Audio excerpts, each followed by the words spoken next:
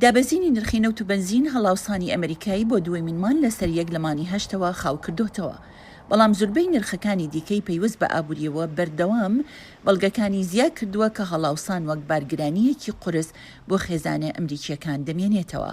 ئابووری ناسان بەنیازن بە دوواداچوون بۆ نرخە سەرەکیەکان بکەن بۆ ئەوەی ڕوونتر بزانن کە هەڵاوسان بەرەو کێ دەڕوات.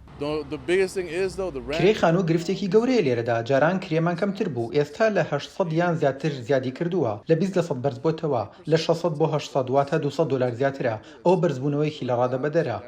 نرخی شتومەک و خۆراک بۆ کڕیاران بە بەراورد بە ساڵی پێشووتر بە ڕێژەی لە 108 پنسێ بەرز بۆتەوە، زۆر لە چاوەڕوانیەکان زیاتر بووە.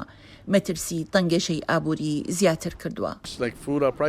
نرخی خۆراک بەرز بۆتەوە، بۆیە من کاریگەری بۆ نمونە دەبینم لەسەر پەتاتە و کارەبا، هەروەها گاز و بنزین بە هەمان شێوە بەرزبوونەتەوە. دایکم 1-2 ڕۆژ لەمە بەر تەلەفۆنی بۆ کردم و پێیوتم کە نرخی تێچووی شتومەکەکانی لەم ساڵدا بە شێوەیەکی بەرچاو بەرز بۆتەوە. حکوومەتی ئەمریکاش ڕۆژ سێشەمە ڕایگەیاند بەهۆی بەرزبوونەوەی کرێی و چاودێری پزیشکی، نرخی ئۆتۆمبیلی نوێ، نرخی شتومەکی سەرەکی بە لە 106 پنسێ لە سەرەتای ساڵەوە تامانی 8 زیادی کردووە. هەندێک جار زۆر گرانە، دەرەقەتی نایت. خەڵکیش دەڵێن دەبێت متمانەم بە خوددا هەبێت با بزانم چی ڕوودەدات و دەست هەڵەگرن لە بریەوەی هەوڵ بدەن خەبات بۆ گۆڕینی بکەن، بەڵام بەڕاستی سەختە. بۆ نمونە من نزیکە 1-2 مانگ لەمە بەرچوومە لای پزیشکی ددان بۆ دەرهێنانی ددانم $150 بوو، پێشتر تەنها $50 بوو، کەواتە هەموو شتێک تەنانەت کاتێک ئێستا نان دەخۆیت ئەو ژەمەی ئێوارە و بەیانی کە دەیخۆی دڵنیانیت بۆ ڕۆژی دواتر هەبێت، نازانیت ئەو پارەیە تا ژەمی نیوەڕۆ بەشت دەکات یاخود نا. نامەوێت ڕەشبین بم، بەڵام بۆ من و هەموو کەسێکی تریش سەخت بووە. لەگەڵ ئەو بەرزبوونەوەی بەرچاوەدا هەندێک کەس توانیویانە لەگەڵ ئەم ڕەوشە خۆیان بگونجێنن.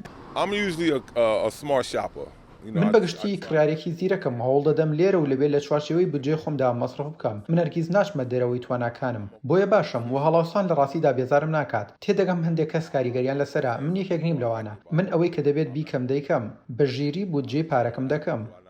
بەڵام بۆ هەندێک کەسی تێروانیە. لە ئێستادا کڕینی خۆراک زۆر گران بووە بۆ ئەو کەسانەی کە توانای کڕینی خواردنیان نییە. بەڵام نرخی گاڵۆنێک بنزین بۆ $3.71 دابەزیوە کە لە ناوڕاستی مانی 6دا کەمێک سەروی $5 بووە. بەڵێ نرخی بنزین دابەزیوە، بەڵام بە بەراورد بە 2 ساڵ لەمەوبەر هێشتا زۆر بەرزە. بەرزکردنەوەی زیاتری ڕێژەی قازاجی بانقی ناوەندی ئەمریکا دەتوانێت گەشەکردنەکە ئەوەندەی تر لاواز بکات کە ئابووری بەرەو تەنگەشە پاڵپێوە بنێت. هەڵاوسانیش زۆر زیاترێک بۆ لەوەی کە زۆرێک لە ئەمریکیەکان تاکو ئیستا ئەزمونیان کردووە. ئەمەش پارەی خواردن و کرێ و تێچوونی خزمەتگوزاریەکانی خێزانەکان و تێچووی دیکەی زیاد کردووە. سەرڕای گەشەی بەهێزی کار و کەمی بێکاری بێهیوایی لەبارەی ئابووریەوە زیاتر کردوتەوە. کۆماریەکان هەوڵیان داوا لە هەڵبژاردننی میتێرمی کۆنگرسدا هەڵاوسان بکەنە پرسێکی سەرەکی. ئەوان پاکێجی هاندانی سەرۆک جۆ بایدن بە بڕی $1.9 تریلیۆن کە ساڵی ڕابردوو تێپەڕی بوو بە هۆکاری بەشێکی زۆری ئەو زیادکردنە دەزانن.